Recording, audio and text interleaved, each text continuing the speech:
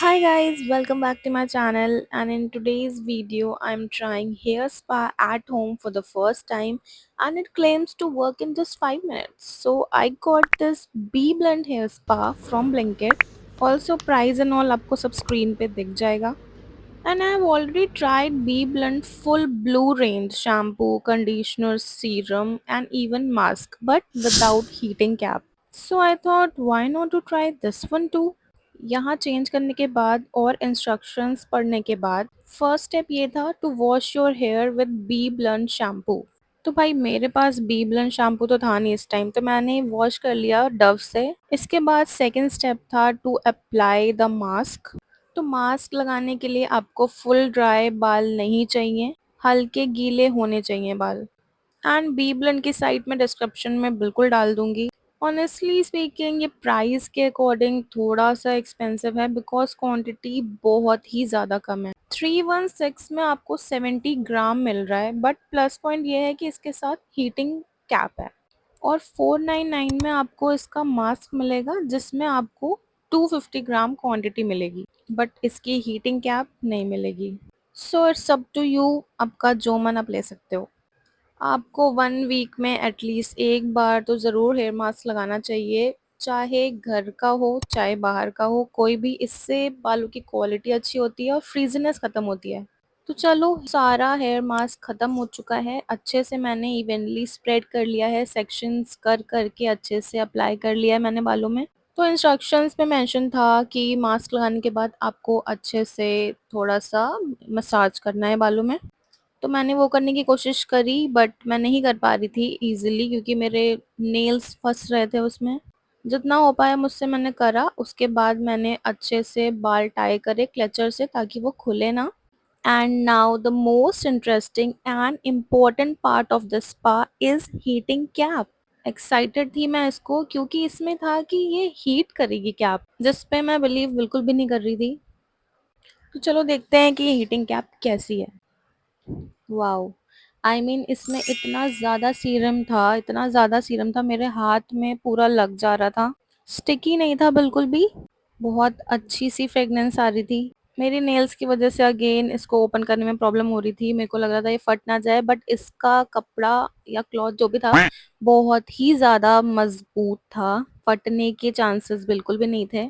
तो पहनते वक़्त मुझे थोड़ी-सी प्रॉब्लम हो रही थी क्योंकि मेरे नेल्स फिर से फँस रहे थे और थोड़ा-सा टाइट था इसका इलास्टिक आगे जो था. पहनते ही मेरे को जो गरम-गरम फ़ील हुआ है, ये ऑटोमैटिकली अपने आप ही हीट होने लगी. आई मीन मैंने कहा इसको थम जाओ, थोड़ा रुक जाओ, मेरे को सेटल तो होने दो. नहीं, वो गरम हो रही थी अपने आप ही, मतलब हीट हो रही थी.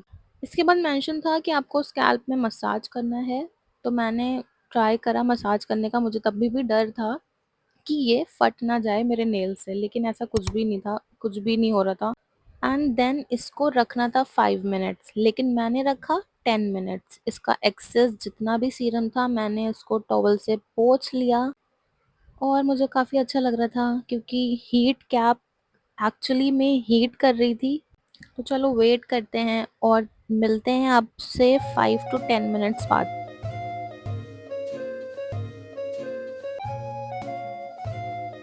सो गाइज़ मैंने अपने हेयर वॉश कर लिया है.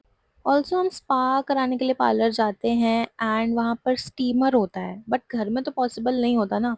बट इस मास्क ने जेन्युइनली सच में बहुत ही कमाल का मुझे फ़ील करवाया बिकॉज़ ये सच में हीट कर रहा था. मतलब सबसे इंटरेस्टिंग पार्ट यही था. सब मतलब ट्राई तो बिल्कुल करना चाहिए.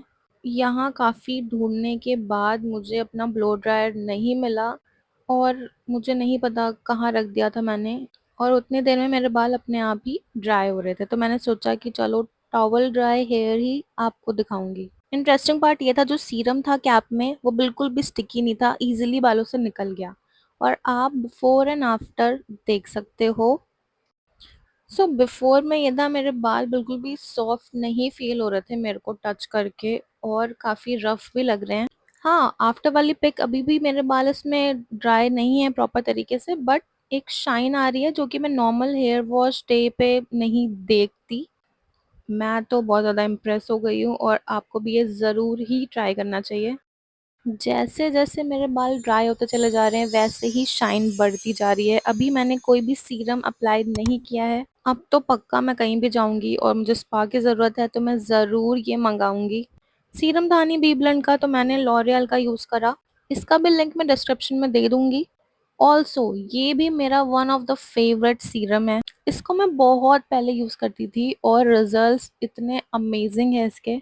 और सीरम आपको कभी भी रूट्स में नहीं लगाने हैं, आपको एंड्स पे लगाने हैं। स्कैल्प में लगा लोगे तो ऑयली हो जाएंगे बाल, ग्रीसी हो जाएंगे। फिर आप दोष दोगे सीरम को। ठीक है, तो अच्छे से एंड्स पे लगाते हैं सीरम को। विदाउट यूजिंग ब्लो ड्रायर और स्ट्रेटनर मेरे बाल मुझे काफी सुंदर लग रहे थे।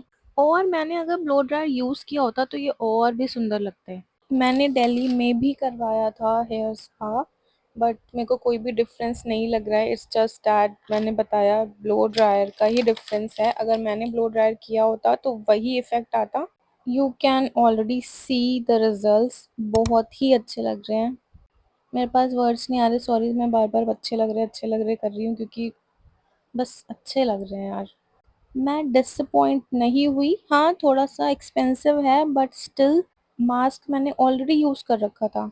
इस हीटिंग गैप की वजह से बस चार चांद लग गए।